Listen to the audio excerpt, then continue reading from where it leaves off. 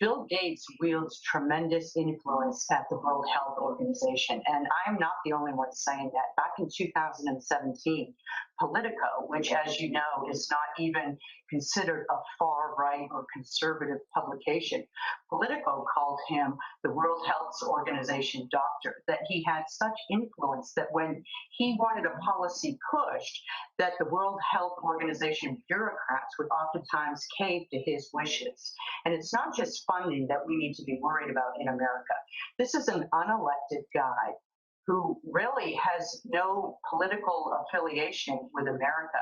And yet he has been given a huge platform to push what I view as anti-American policies based on coronavirus figures. Yeah. And this is something that he's not going to be held accountable to by voters. Well, here's what the Gates Foundation has given to the World Health Organization and related organizations. Okay, 395 grants totaling $3.6 billion to the WHO. He pledged up to $100 million for the global response to COVID-19. He pledged $279 million to the Institute for Health Metrics and the Evaluation at the University of Washington. That's that IHME model that, of course, initially, wasn't all that accurate in predicting what was going on with this virus.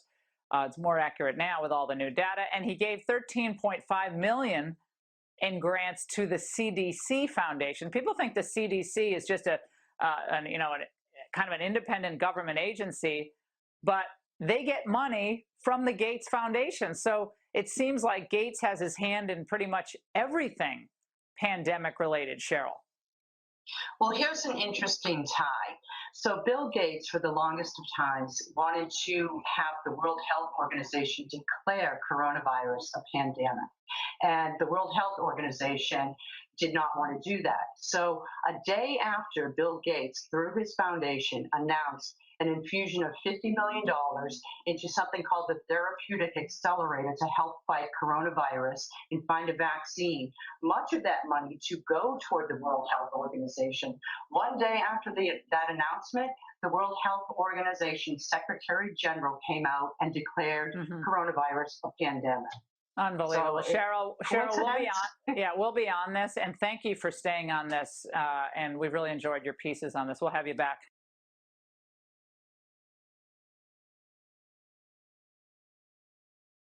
Je vous mets à chaque fois dans les liens, les originaux, des gens qui ont fait le travail, pour que vous puissiez vous abonner, parce que abonnez-vous à ces lanceurs d'alerte, ils sont exceptionnels. J'en ai trouvé un autre, je mettrai aussi son lien, un peu plus cru, mais quand même c'est très important ce qu'il dénonce. Vous avez écrit un article sur votre blog que je recommande vraiment aux gens de lire. Vous écrivez « L'économie ne sera jamais comme avant et qu'il faudrait très longtemps avant de s'en remettre. Les gens vont être surpris à quel point cela sera lent, à quel point cela sera perturbé. Il y a des choses qui ne trompent pas. Vous voyez, cette réaction est celle d'un psychopathe. Se demeurer rigole et se réjouit à l'idée que l'économie pourrait avoir du mal à s'en remettre. Ce petit crétin, à qui nos médias tendent le micro, n'arrive même pas à cacher sa joie extrême, alors que ça fait maintenant presque 2 mois que le monde est assigné à résidence et que notre économie est en train d'être détruite. Pensez-y, une économie agonisante n'est pas sans conséquences. Ce sont des familles, des jeunes désespérés, des personnes âgées au bord de la rupture. Ce sont des sans-abri, des parents isolés qui chaque jour sont poussés de plus en plus vers la misère. Ce sont des suicides, de pauvres âmes pour qui la vie est devenue insoutenable. Qui, à part un psychopathe, pourrait se réjouir d'une telle situation? Je vous laisse y réfléchir. Mais j'ai d'autres questions. Comment se fait-il que Bill Gates soit soudainement devenu la personne qui déciderait du sort de l'humanité? Pourquoi ferait-on confiance à un individu, si riche soit-il, qui n'a même pas été fichu de protéger son système d'exploitation de virus virtuels? Pourquoi nos médias encensent-ils Bill Gates, qui n'a absolument aucune compétence en matière de médecine, il n'est pas chercheur, il n'est pas virologue, alors qu'au même moment, il faudrait détruire l'un des plus grands chercheurs français, j'ai nommé le professeur Raoult? Pourquoi les médias, les journalistes collaborent-ils autant avec l'ennemi? Pourquoi feignent-ils de ne pas comprendre? Que Bill, il les paye grassement, voilà. Donc Big Pharma paye aussi, avec les recettes publicitaires, et Big Pharma c'est aussi la phytosanitaire, les cosmétiques, c'est l'argent, roi. Donc voilà, je vous mets les liens vers sa chaîne, hein. Il a fait un bon travail. Et c'est vrai qu'il a complètement raison, quoi. Seul un psychopathe peut avoir une réaction pareille. Mais la résistance, on est le 1er mai, j'ai trouvé un nouveau collectif.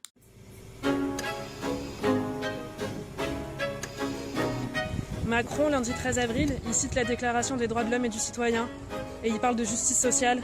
Nous, on lui dit bas les masques. Bas les masques. Nous, professionnels de la santé d'horizons divers, bouleversés et en colère, décidons de nous lever et de crier bas les masques. Aujourd'hui, nous lançons un appel à construire un mouvement. Ils ont tiré la sonnette d'alarme, mais comme d'habitude, le gouvernement n'a absolument rien écouté. On est saturé, on est débordé, on est en pénurie. Avec la crise sanitaire actuelle, je travaille surtout en EHPAD. On manque de personnel, on n'a pas de matériel adéquat pour gérer les isolements.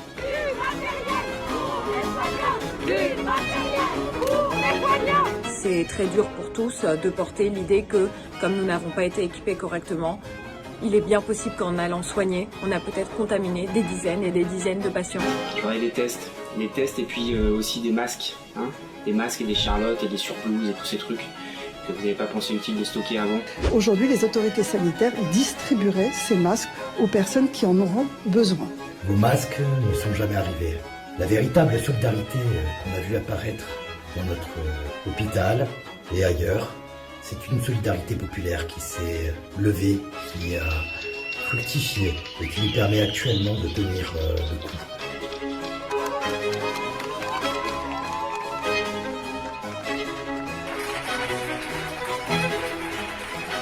Maintenant, il va falloir aller plus loin. Partout nous retrouver, nous organiser pour qu'ils rendent des comptes. L'après risque d'être comme, voire pire que l'avant. Il n'y a pas d'argent magique. Et donc tous les gens, si j'écoutais, si je faisais, si je regardais, mais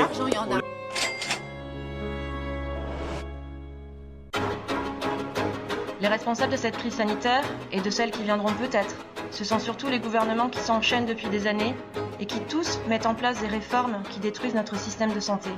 Il y a aujourd'hui trop de lits d'hôpitaux. Il y a trop de lits d'hôpitaux en France. La politique sociale, regardez. On met un pognon de dingue dans des minima sociaux. On a besoin au moins de 100 000 soignants dans les hôpitaux et de 300 000 soignants dans les EHPAD. On a besoin de revalorisation de salaire. Les salaires des infirmiers et des aides-soignants, c'est payé une misère, c'est une honte. On ne veut plus de gestionnaires, de financiers à la tête des fonctions publiques. Ça suffit, la santé marchande. Non, la santé n'est pas une marchandise. On veut un changement de la gouvernance de l'hôpital. Voilà le plan de l'hôpital qu'on veut. J'appelle tout le monde, dès que possible, à sortir dans la rue, à aller virer, à rien leur pardonner. Nous nous laissons plus faire.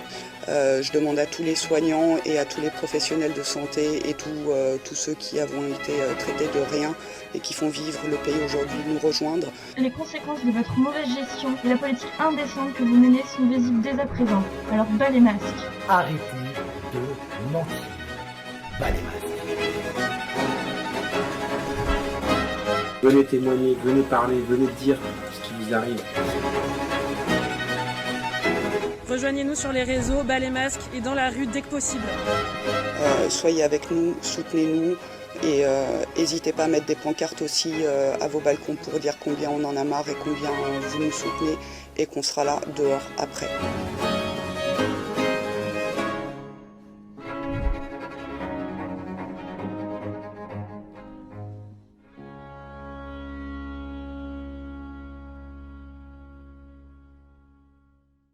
Voilà, cette émission du 1er mai, une émission un petit peu punchy, elle est finie. Je ne vous parle pas de l'interview de Didier Raoult hier soir par la soi-disant journaliste là, qui comprend rien, qui est penchée sur ses notes et les questions qu'elle doit poser, qui n'entend pas les trucs énormes que Didier Raoult lui répond, quoi. Mais bon, après, s'il fallait être intelligent pour être journaliste, ça se saurait. Hein. Elle a juste... Tous les médias ont juste compris, n'ont juste toujours pas compris que la grande majorité des médecins dans le monde, à 58%, utilisent l'hydroxychloroquine et l'azithromycine, et que vous êtes juste ridicule de faire passer Raoult pour un électron libre qui utilise ça tout seul dans son coin, quoi. Vous êtes juste ridicule. Ce sont que des menteurs et que des fake news. Allez, je vous laisse avec une belle image de Marseille. Ça fait plaisir.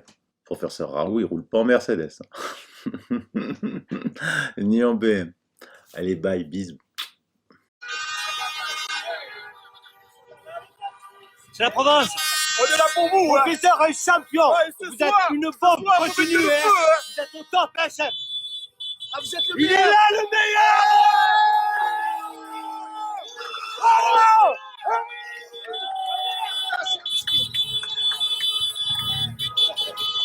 Ah, il roule à tes frères. Ah, il roule pas en Mercedes, lui, hein. Ça, c'est vrai. Hein. Merci pour tout. Hein. Merci pour tout. Merci, merci mille fois. Il est là. Raoult.